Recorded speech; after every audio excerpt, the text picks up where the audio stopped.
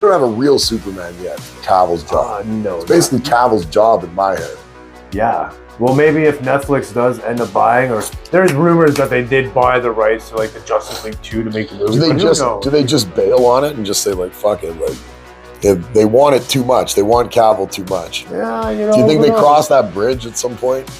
It's like I think the fans would happily accept it if they were just like, you know what, we rethought it. You know what? We think Cavill might be the one. What? I think you're right. Cavill might be the one. Just like Michael Keaton played Batman 30 plus years ago, and still like in the Flash trailer, he's like I'm Batman. It was just like, damn, Michael Keaton is Batman. Michael Keaton is Batman. Didn't you say they were doing a Michael Keaton Batmobile in the McFarlane stuff? Yeah, I'm gonna see if I can post a picture in the chat here. You were saying that it fits like 6-inch figures. Apparently. But those McFarlane DC Universe figures are not 6-inch figures. They're like 7.5. Those things are big. We've had a ton of those things. So all they've done right now is they've just posted this picture. I'm gonna post in the chat here once I copy this. So, but it looks pretty sweet, and there has been some modifications have been done to the vehicle itself. Can I post this? So it's the 89 one? Is that what it is? It is the 89. It's modeled after the 89 one? Yeah, I posted something here, but did it show a picture? No, it's in like a, what is that? I don't know. No, wouldn't let me post it. No, not letting you post it? Not letting me post it. But you can go to Toy Arts. It's the no dice. That will be all from the Flash movie. My man got no dice. No dice. I was looking for that in the chat if you post a picture and it wouldn't in the setting. Oh, really? But, it's cool, though. Like, the idea of the Batmobile, really cool. Right, I just don't know how they're going to fit a lot of the characters inside them. I guess only Batman's meant to fit. It's a two-seater. And it's not, is it a two-seater? And like, Robin's a slender lad. And like, Batman with the big mecha armor, some of the Batmans, those ones aren't going to fit in there anyways. No, but they're not meant to. So like, it's only going to be Batman, I guess, in the bat suit, which is not, I don't know if it's a 6-inch figure. It seems a little off scale-wise still. I think I like those McFarlane figures, dude. Those McFarlane figures are. Well, they made like the Bat bikes, and they had already another Batmobile that already came out previous to this one. Was that one the same thing? Same scale, 6-inch? I couldn't tell you. Because that's what got me was not that they're making the Batmobile, but that they were doing it as 6-inch. It seemed like they were. Right, that's going to be massive. Missing the. Why wouldn't they do it? Like, well, that's cool, dude. That's cool. They do it? They've done so much. Unless they do it like a build-a-figure kind of thing. I don't know. They did that with a bike. Build-a-figure.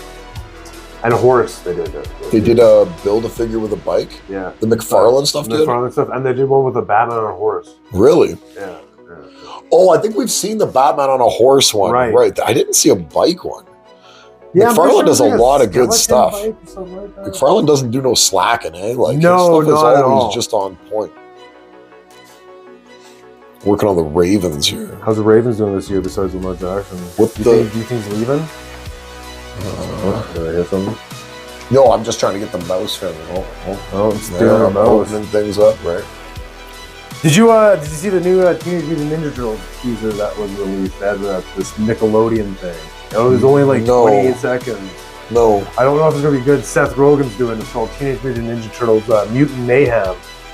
But the design is kind of like a little bit like the original design of the cartoon. But that's like 3D.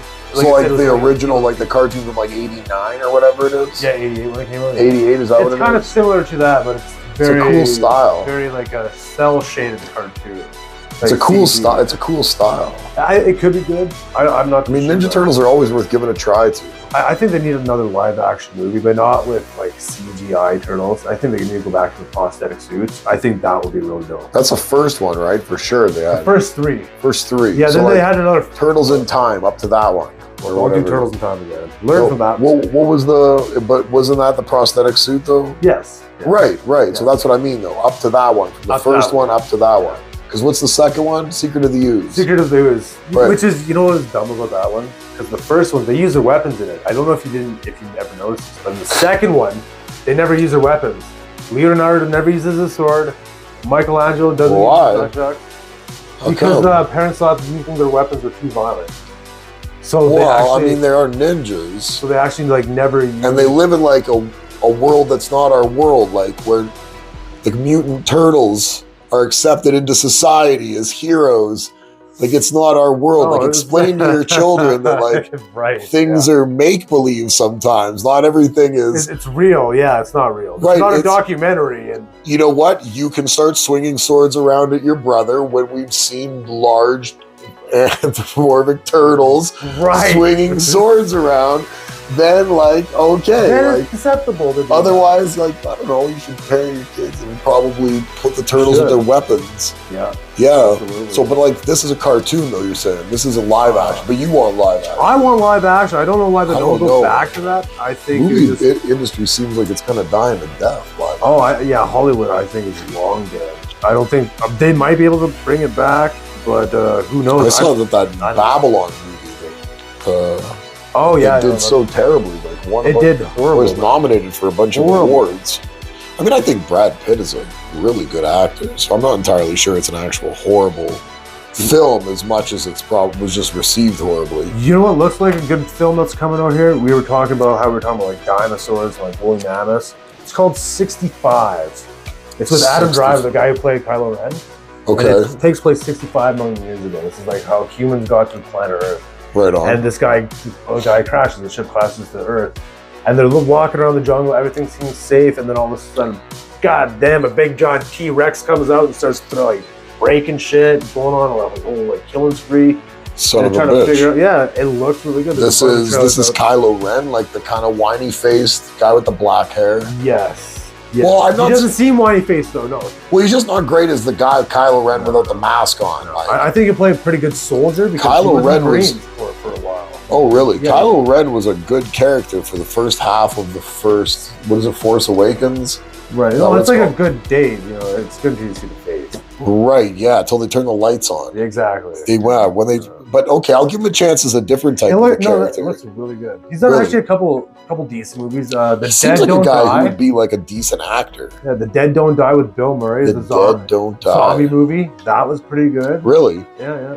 Oh, so this guy's not just like doing just the Star Wars stuff. No, he's done. This guy's doing some other stuff. Yeah. He actually wants people to forget that he ever did movies. I watch sports. I'm not really great. No, that's my kind of jam. I watch the the nonsense stuff. My apologies, sir. But they have a new Arnie movie coming out on Netflix. It's called Fubar. It looks pretty decent. It's just a teaser trailer. It has like Arnie walking, blowing shit up. In like a suit. Isn't that how we like Arnie though? Is to just be kind of walking, like taking it easy. His hips are old. Like we don't need Arnie hurting himself, and blowing shit up.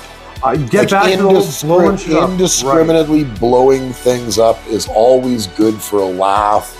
Absolutely. It's good bond building time with your friends and your sons. You need more movies like we need more. Right, it doesn't even need to be that graphic. It just needs to have... it needs to be that graphic. Well, I don't necessarily. It doesn't have to be as graphic as Rambo, the fourth Rambo movie, where it's like gutting people with knives and like chopping off their limbs. Well, no, that feels like a little much. Right, but like explosions, excessive explosions, and people jumping, and it doesn't feel like a little much in the sense that I don't think that that's like a fine type of movie, or that I wouldn't watch those types of movies. It's just that. It's more of a quiet taste. It's right. It's not. It's knocking you out of the mainstream. And when we're saying there should be more, like I'm talking like Predator level of violence, Running Man level of violence, right? Absolutely. Like movies that really have still real mainstream appeal. They touch on what are like real interesting topics at the time. Like the Running Man has like a really dystopian, interesting view on the world's future and Blade Runner, where things go. Right, Blade Runner's not super violent though, even, right? No, that's very true. Not that's a pretty chill movie. Like that is laid back compared to like Blade Runner or Rambo. Right, I think we still get a lot of movies like Blade Runner. I don't feel like we get a lot of movies like The Running Man or like Predator or.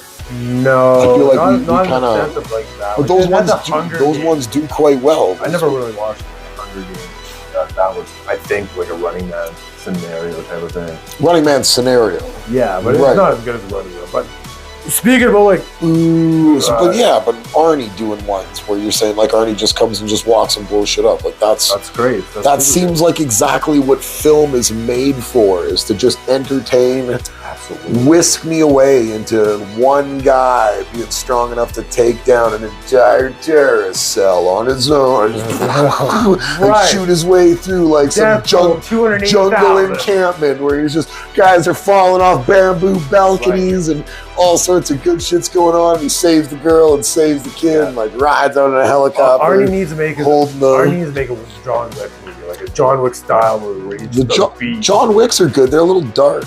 They're just a little dark. Now they have a new John Wick coming out, and he has one of my favorite stars from the East. Like, I'm not saying I don't like him. I like John Wick. John Wick's really good. Actually, I have a question here, since we're going to talk about John Wick here. Wait. BigBeaverComics.com is where you should go for comic books, sports cars, action. Right, all sorts of stuff. Anyways, since we're talking about John Wick, who do you think would win in a hand-to-hand combat fight? Frank Castle, the Punisher, or John Wick? Wow, well, those are kind of different universes. Like, you got to think that. Well, I mean, I don't know. I guess John Wick is as impervious to bullets as Frank Castle kind of is, right? Like, Wick's been shot at 100 million times. In the first one, he had like a bulletproof suit on. Right. So I guess maybe it's not really as far-fetched, like, as of a divergence between the two as I was thinking. Like, okay. I don't know. I'm not entirely sure, to be honest with you, because I can't think of any real noticeable or notable Punisher L's that, like, the Punisher put up where, like, he just got absolutely fucking mollywopped by people, because they're smart enough where they keep the Punisher written inside of safe, like Nick Fury, or not like Nick Fury, but he's written inside of the proper like cityscapes and stuff. So he's not fighting Galactus, where it's pretty improbable to expect him to be able to accomplish anything. Right, so you don't put the Punisher there, but you put him fighting other vigilantes and other kind of like ground troop guys, and like the scale of like mutants and magic do vary slightly, even though his don't. Right, he's fighting Jigsaw. But he seems to be able to evade quite a bit of malarkey. Malarkey that a normal human would not be able to like circumvent so easily. No, not at all. So, fuck, I don't know. Punisher doesn't have any notable L's. We can't just say like just because John Wick's had some better movies that Punisher's not the better. Because Punisher's been around a long time, been written into a lot of story arcs, and has no real notable L's where you're like, oh, remember that time where like over the course of this like book series or whatever, where like Homeboy just smashed Punisher? Like, there isn't really a lot of that. Like, he goes through a lot of back and forth. He does. Like he there's a lot of trial and tribulation. It's not an easy road ever for Frank Castle, because I think he's so limited by the fact that he is human. So they still give him some limitations in the sense that, you know, like it's a constant, you know, like pushing uphill with a fucking never-ending kind of a scope on things, as opposed to like a Thor or a Superman who can like really put a capper. They can throw you out into space. Keanu would probably play a good Punisher. So I don't know who. Keanu might play a good Punisher, actually. I think he could play. He probably could. He seems a little mopey. Like, because like his family was murdered. Keanu's a little mopey, so I think. Right, Punisher's a little snappy. He doesn't really like being questioned about a lot of things. No, he does not. But because he's mopey, he's like really reactionary. Right, happy. He's a good steady shot.